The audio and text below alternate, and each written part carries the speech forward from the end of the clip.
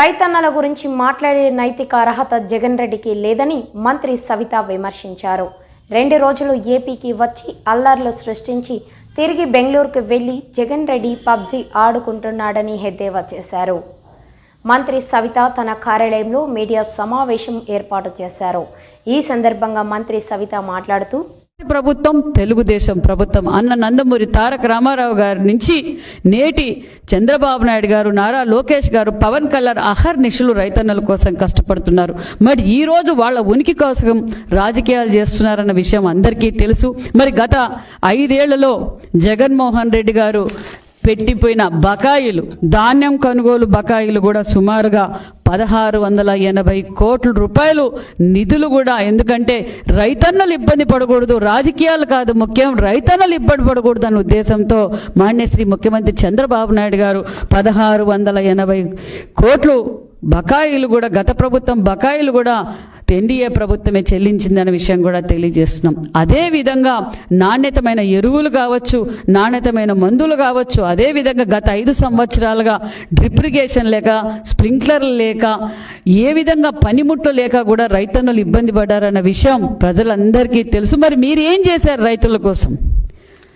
మీరు ముఖ్యమంత్రిగా 5 సంవత్సరాలుగా ఉన్నప్పుడు రైతన్నులకు ఏం చేశారు? రాయలసీమ రైతులు ఏ విధంగా ఇబ్బంది పడుతున్నారు? రాయలసీమ రైతులు నీరు లేక, సాగునీరు, తాగునీరు, ఆ రోజు 2019 ఎన్నికల సమయంలో నేను ఇరిగేషన్ ప్రాజెక్టులు కొత్తవి చేస్తాను, రిజర్వాయర్లు కడతాను, అదేవిధంగా కాలువలు వెడల్పు చేసి ప్రతి ఎకరంకు నీళ్ళు ఇస్తానని చెప్పి ఓటేపించుకొని, మరి ఆ కనీసం ఆ రిజర్వాయర్ల నుంచి కాలువలు కూడా తట్టెడు మన్ను కూడా వేయకుండా ద్రోహి జగన్మోహన్ రెడ్డి గారు ఈరోజు మాట్లాడుతున్నారా? కనీసం తన సొంత జిల్లాలో, అన్నమయ్య జిల్లాలో రిజర్వాయరు, అన్నమయ్య డ్యామ్ కొట్టకపోతే కనీసం దాని మెయింటెనెన్స్ కూడా చేయలేని చాతగాని మాజీ ముఖ్యమంత్రి జగన్మోహన్ రెడ్డి గారు, రైతుల ద్రోహి జగన్మోహన్ రెడ్డి గారు. ఈ విషయాలన్నీ తెలుసు. మరి ఎందుకు జగన్మోహన్ రెడ్డి గారు అంత చెడగా పరదాలు కట్టుకొని ఒక పక్క ఆయన ఎప్పుడు భూమి మీద తిరగల, గాల్లోనే తిరిగారు జగన్మోహన్ రెడ్డి గారు. ఇప్పుడేమో ప్రేమ పుట్టింది, ప్రజలంటే ప్రాణం అన్నట్టుగా 2 రోజులేమో విజయవాడలో ఉంటారు, 4 రోజులేమో బెంగళూరులో ఉంటారు. ఇక్కడ గొడవలు పెడతారు, అక్కడికి వెళ్ళిపోతారు, అక్కడేమో పబ్జీ గేమ్ ఆడుకుంటూ ఉంటారు. మరి ఇది జగన్మోహన్ రెడ్డి గారు చేస్తుండే పని ప్రజలందరికీ తెలుసు. వైసీపీ పార్టీలో ఉండే నాయకులు కూడా ఆలోచించుకుంటారు. ఆయన భయం ఏమీ లేదు. ఉన్నవాళ్ళు ఏదో వాళ్ళు కూడా ఊడిపోతారేమో, వాళ్ళు కూడా వెళ్ళిపోతారేమో అని ఇచ్చి ఉనికి చాటుకునే ప్రయత్నాలు తప్ప ఇంకేమీ లేదు. జగన్మోహన్ రెడ్డి గారు మరి వంశీ గారిని అరెస్ట్ చేస్తే ఎంత విలవిలాడిపోతున్నారో.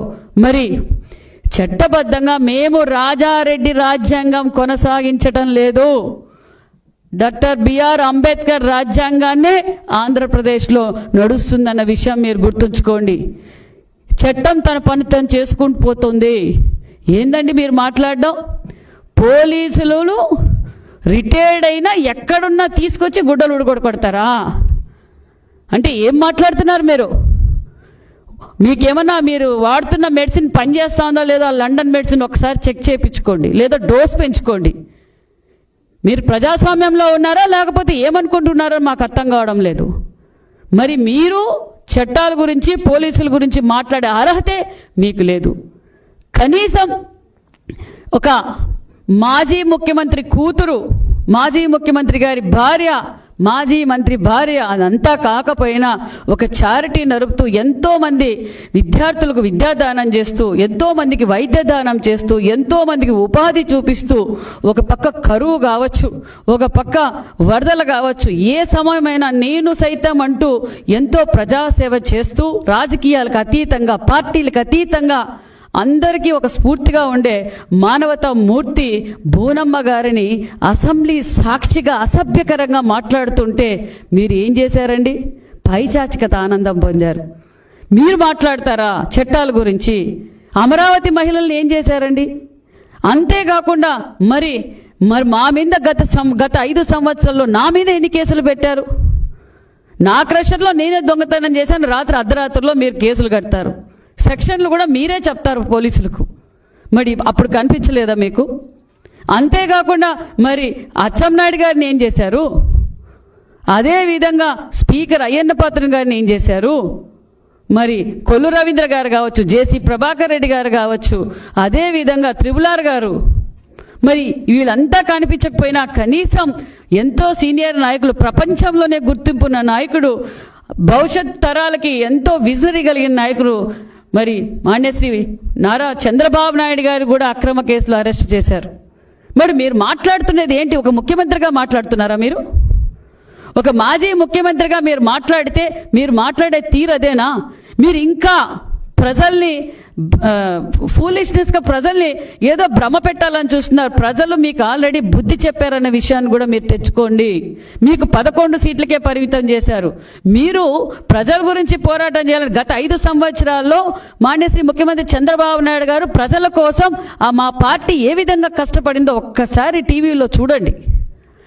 పార్టీ ఓడిపోయిన రోజు నుంచి, మీరు అధికారంలో ఎక్కిన రోజు నుంచి ప్రజల కోసం అహర్నిశలు పోరాటం చేసిన పార్టీ తెలుగుదేశం పార్టీ మాన్యశ్రీ ముఖ్యమంత్రి చంద్రబాబు నాయుడు గారు, నారా లోకేష్ గారు.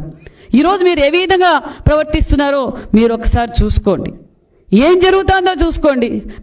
మీ పార్టీ క్లోజ్ అయిపోయిందన్న విషయం ప్రజలందరికీ తెలుసు. అందుకే మీకు 11 సీట్లకే పరిమితం చేశాం. పులివెందల్లో కనీసం సొంత జిల్లాలో కూడా మీ సమస్యలు మీరు పరిష్కారం చేయాల. ఒక పక్క కడపకి వెళ్తే కాంట్రాక్టర్లు అందరూ వచ్చి అర్జీలు ఇచ్చుకుంటున్నారు. ఏంటి అంటే, మేడం మేము కాంట్రాక్టరు ఎవరో జగన్ రెడ్డి, మరి బిల్లులేమో అయిపోయినాయి అంటున్నారు, మేమేమో సబ్ కాంట్రాక్టర్లము, మా బిల్లులు ఇప్పించండి మేడం అంటే అక్కడ గ్రౌండ్లోకి వెళ్ళి చూస్తే వర్క్ చేయకనే బిల్లులు అయిపోయినాయి. అంతేకాకుండా పులివెందులో తాగునీరు సమస్య, పులివెందులో బీసీ హాస్టల్ కూడా గాలికి వదిలేశారు. బీసీ బిడ్డలు చదువుకునే హాస్టల్ కూడా గాలికి వదిలేశారు. మీరు ఈరోజు రాజకీయాల గురించి, బాధ్యతల గురించి, చట్టాల గురించి మాట్లాడే అర్హతే మీకు లేదు. మీరు ముఖ్యమంత్రి గారి గురించి మాట్లాడతారా? మేము పులివెందుల్లో రివ్యూ పెడితే, మేము కడపలో రివ్యూ మీటింగ్ పెడితే, డిస్టిక్ రివ్యూ మీటింగ్ పెడితే కడపకు రారు. మరి అసెంబ్లీ సాక్షిగా అసెంబ్లీకి రండి, అసెంబ్లీలో చర్చిస్తాం. మేము 5 ఏళ్ళు అసెంబ్లీలో చర్చించలేదా? మేము గ్యారంటీ ఇస్తున్నాం. మా ముఖ్యమంత్రి గారు మాకు పద్ధతి నేర్పారు. కక్ష సాధింపు చర్యలు మమ్మల్ని మేము చెయ్యము. మేము అసెంబ్లీలో మీరన్నా మా నాయకులకు మైకి ఇవ్వకుండా అసభ్యకరంగా ప్రవర్తించారు. మేము అష్యూరెన్స్ గతంలో ఎలా అసెంబ్లీ నడిపామో కుటుంబ సభ్యులతో అసెంబ్లీ చూడవచ్చు. మీరు అసెంబ్లీకి రండి, చర్చిద్దాం. మీరు 5 ఏళ్లుగా ఏం చేశారు?